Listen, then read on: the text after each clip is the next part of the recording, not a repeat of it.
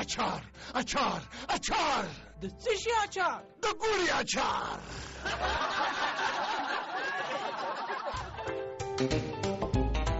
جوړونکی ننګیال ناشنا.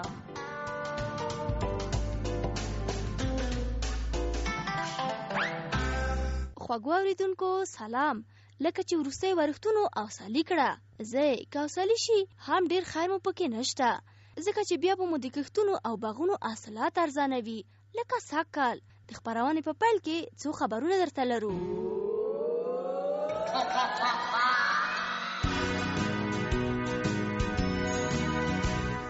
په خبرونو کې پند خبرونه دغه دي. د شورا د رئیس ټاکلو په ورځو کې بې سواده ښځو او ماشومانو تر 100 حساب شمیرل په خپل زده کړل.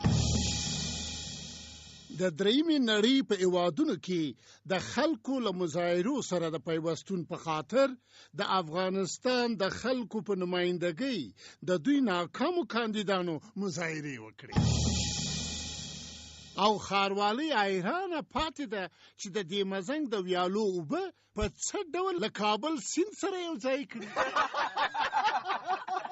د خبرونو خېټې.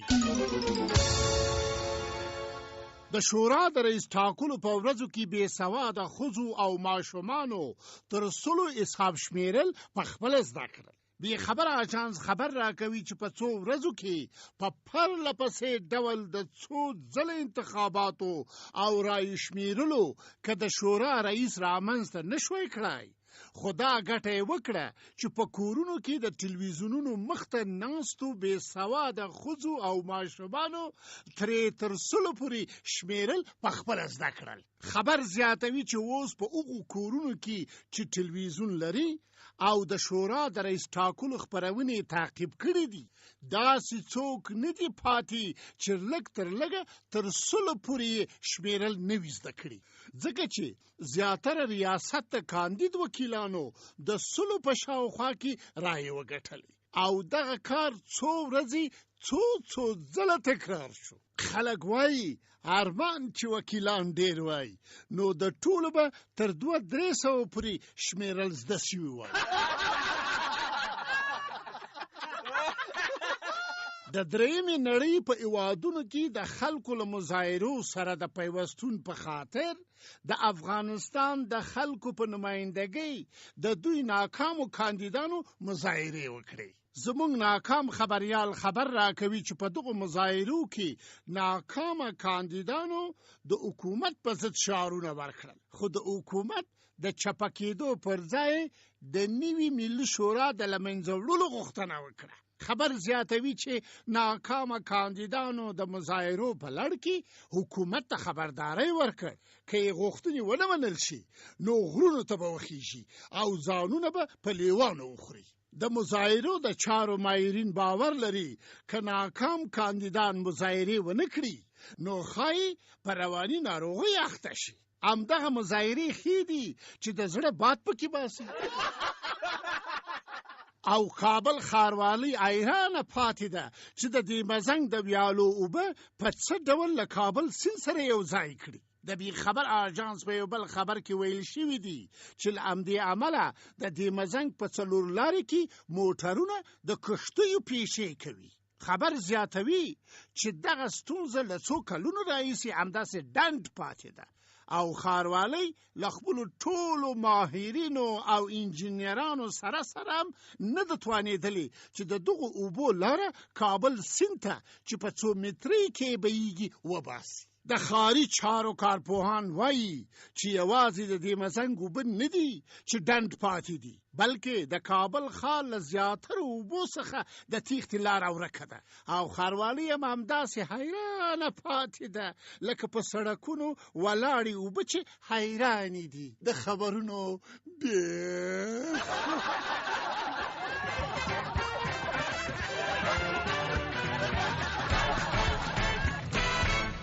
خدای مو له کوډو وساته. خو که مو چیرې په چا ایستلې نو څو ټکي په یاد ولرئ، خو لومړی دغه کیسه واورئ بیا پام کوئ.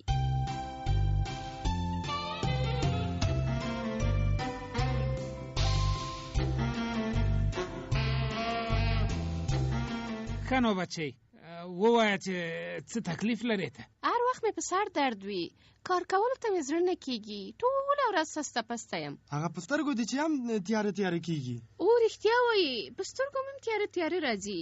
دا هلک دې څه کېږي؟ دا مې لیورځی دی. ښه نو لیور هم لرې؟ په کور کې دې نور څوک دي؟ خواښې مې ده، خسر مې دی، 2 لیورونه مې دي او یوه اندرور مې ده. اوه دا خو نو ښه ګڼه ګوڼه ده. د کور دروازه مو د غره خواته ده؟ له کوره سره مو ویاله هم تېره سوې ده؟ د کلا شاته مو یوه غټه ویاله ده. شاباسې، ښه کوټې مو داسې په شرق و غرب پرتې دي چې میړه دې ووینې زړه دې شین سي. په خدای. د میړه د نوم په اخره کې د ګل راځي. بادام ګل کاکا مې دی. ښه ته ودرېږه چې زه دا کتاب درته وګورم. ته ودرېم دغه بله پاڼه کې ښه. ولې؟ لورې مړی دې زورور و چې ځان دې راورساوه. دې له خدای لري هم په خوله در کړي دي او هم یې درته ښه کړي دي. ګوره چې هر څومره پیسې غواړئ درکومې، خو کوډې وباسئ او سړی هم راوښیه. دا زما له وسه وتلې ده. ته به داسې وکړې چې زما څاښتونه به در سره واخلې، وبه یې خورې او همداسې نیغه به ملا څڼاور ته ورشې، ځکه چې زما یوازې زور نه پرې رسېږي. خو ډېر لرې دی. په لرې او نږدې پسې مه ګرځه، زر ځان ورسوه. سړی در سره شته؟ کاکا مې بیرون ولاړ دی. ځئ نو مه ناوخته کوئ. شکرانه دې څو شوه؟ اوس خو ته 1000 افغانۍ راکه، بیا به سره ګورو. ښه ده.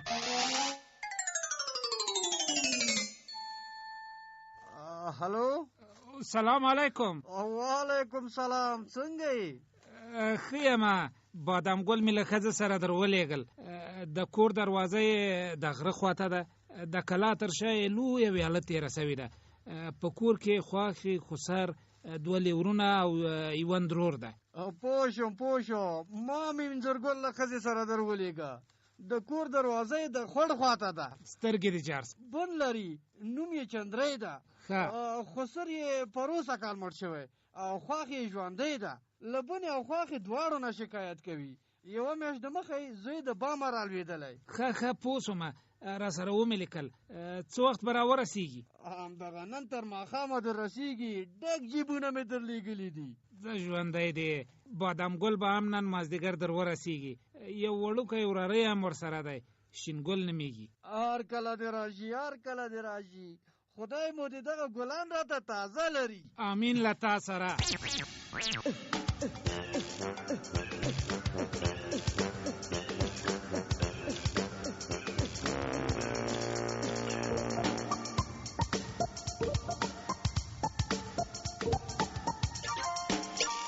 او دا هم د کلي د یو دکاندار د یوې ورځې یادښتونه.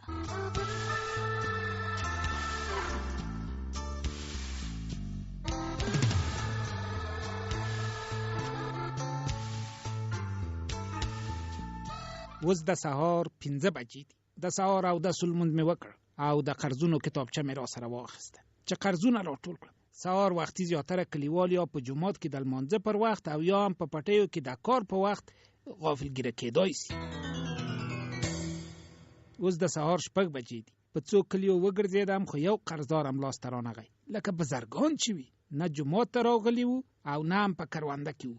د دروازو ټکولو خو یې لا وختي ستړی شوی یم. اوس د سهار 7 بجې دي. په دکان کې په چای خوړلو لګیا یم. په دکان کې هم څه نه دي پاتې، یوازې دومره شته چې موږکان ساعت پرې تیر کړي، ځکه چې د دکان سودا کلیوالو په قرض وړې ده. اوس د سهار 8 بجې دي. د سلاف مې وکړ خو هغه هم په قرض. د لوی کلي میاګل راغلی و. 3 کلچې د جامو مینځلو صابون یې یووړ او په یوه سوی 100 قسمه وخوړل چې پیسې مازدیګر ته راوړم. هغه خو لا ویل چې په کتابچه کې مسیا کوه، خو قرضداران دا خبره د دې لپاره کوي چې زړه مې ډاډه کړي. اوس د سهار 9 بجې دي. میاداد راغلی او وایي چې 3 منه مالګه راکړه. پیسې به یې چې کور ته ورسېدم درته راوړم. په دکان کې هم دا 3 منه مالګه پاتې ده او که ټوله دته ورکړم نو بیا به بل مشتری ته هېڅ هم نه وي پاتې. میاداد مې نور 3000 افغانۍ هم قرضداره دی او دی د نرزوی مالګه هم قرض غواړي. اوس د غرمې 11 بجې دي. میرمنې مې زوی را لېږلی چې د کومې مبارکۍ لپاره 50 افغانۍ ورکړم، خو زه چې له سهاره تر اوسه په دکان کې ناست یم نو ایله مې 7 افغانۍ په نغده سودا کړې ده. هغه هم 2 ماشومانو پاپړ واخیستل. اوس حیران یم چې میرمنې ته مې 50 افغانۍ له کومه کړم. 12 بجې مې دکان کلپاوه چې د غرمې د ډوډۍ خوړلو لپاره کور ته ولاړ سم. ملک شمس الدین مخې ته راغی او بیرته یې راوګرځولم چې سودا اخلم.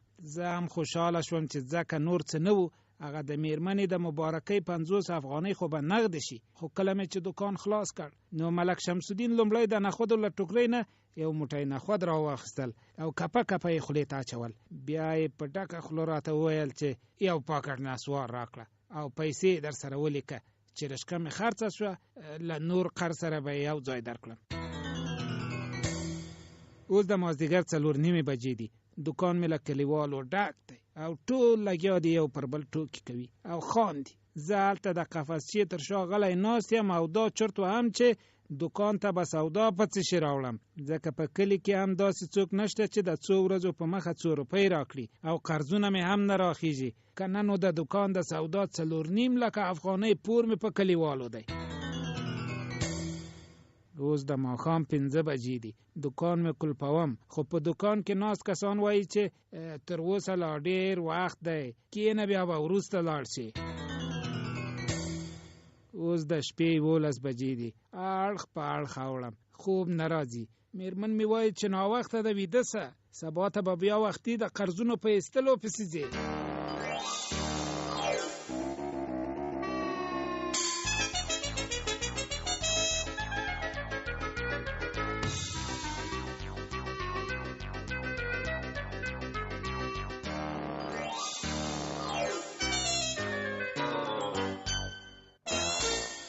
دا خبرونه ننګیار ناشنا برابر کړی و او برخه اخیستونکي وو عبدالله صمدي، عبدالرحمن، صادق سپینغر، حسیب الله جلالزی، مسکا ستانکزی او زه حسین.